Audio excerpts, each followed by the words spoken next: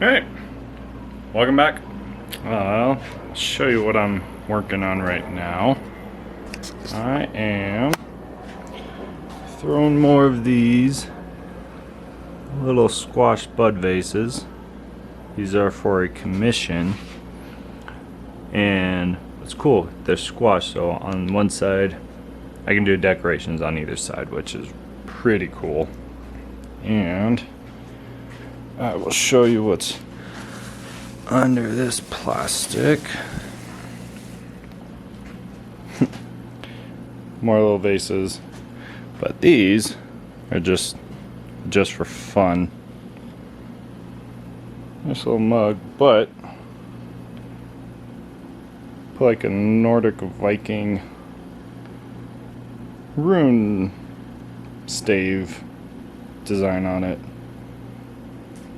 Pretty excited. I'm really happy with how these turned out. I only did 2 of these with the Viking symbol, but yeah, still turned out pretty cool. And so what I'm going to do now is we have some more clay to make more of the little vases. My goal today to make 20 more, and let's get to it. Now, normally it's a really good idea to wedge the clay before you throw it, but with these, because they're so small, it's not as important, so I'm just taking straight from the bag and throwing it on the scale.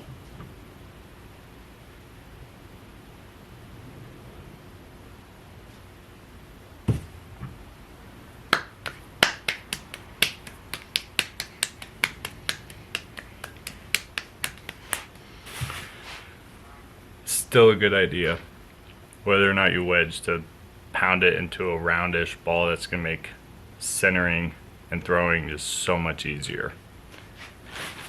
So there's one.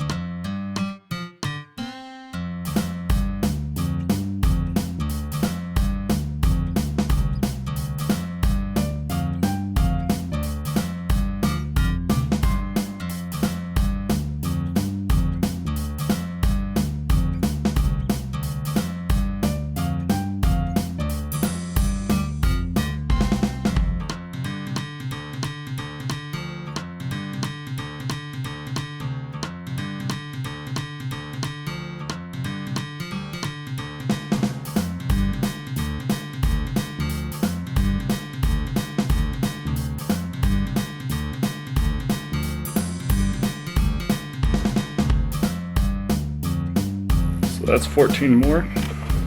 I'll show you. Right in there. I'm gonna throw them, and I'll show you how I go about throwing these. Alright, so here I am at the wheel. Got my balls of clay. Each one of these vases is half a pound, thereabouts. It doesn't have to be perfect. And I just go get them centered.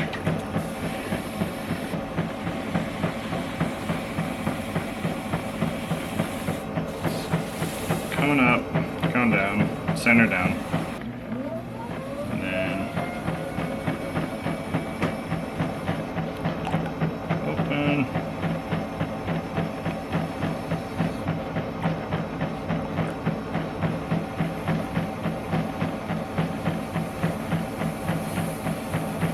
Make sure to compress the bottom so you avoid any S cracks. Just keep the clay nice and uniform and strong.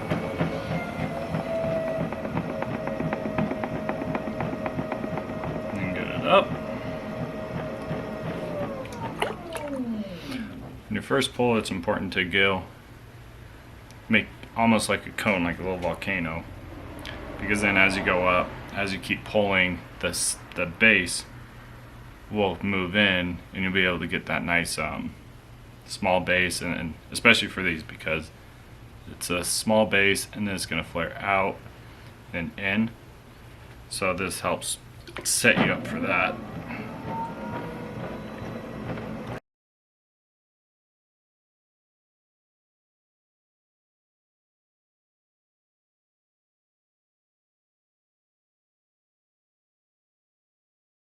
Alright, at this point I've got a pretty good straight cylinder, and this is when I take my sponge and get the excess water out of the middle or the inside of the pot. That's just going to help with drying and everything. Then I get my fingers a little wet because I just dried the inside.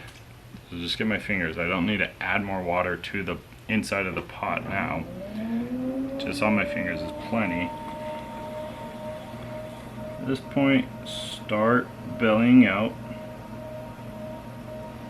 Keep the top in.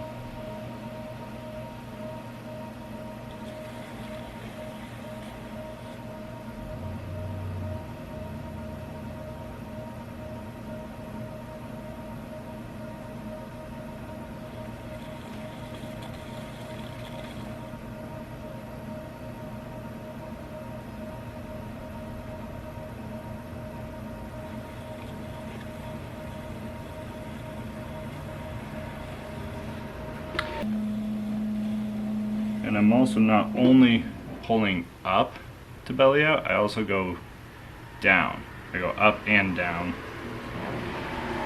Because when you pull up, sometimes it'll get too thin, especially around the shoulder.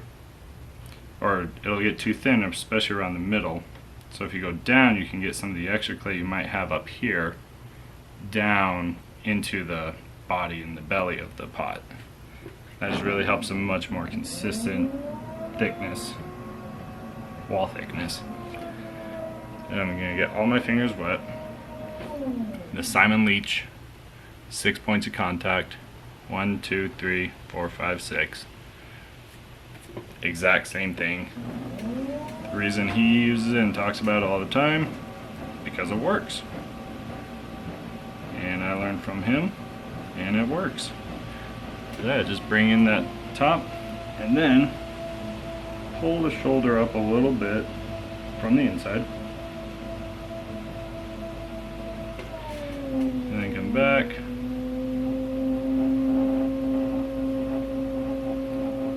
You want to take your time on these, especially on any pot with a wide belly and a thin neck. You want to take your time because they're really easy to mess up.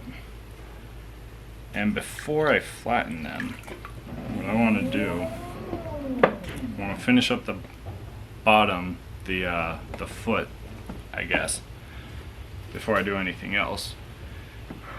Because once I squash it, I'm not going to want to do too much, so I can keep the sides as flat as I can. Just take my stick, and just jab it in the bottom. Obviously don't jab it violently, but just get in there, clean it up, cut it down to the wheel head, and give just a little bit of an undercut because that's going to give the cutoff wire plenty of room to work with when you cut it off. And now I'm going to squash it. I'm using these two little bats. You can use anything really. Wood is really good for these type of things, just any wood tool, because they're absorbent, they're not going to stick too much to the pot. And the outside of the pot is still kind of wet, but I'm going to make these really wet because these have enough water, they're not going to stick, and if it sticks, you're going to ruin the pot. There you go. Straight up and down, in and up. Squash in and slide them up. Just keep doing that till I get the shape I'm happy with. And then, see, obviously the top is not round, but because the clay's so wet, you can just kind of squish it, get that back round. It is going to belly what you just flattened out a little bit, but that's not a problem. Then I'm going to go back in and just touch up the neck and the lip, make sure that's nice and round. And then the extra water off.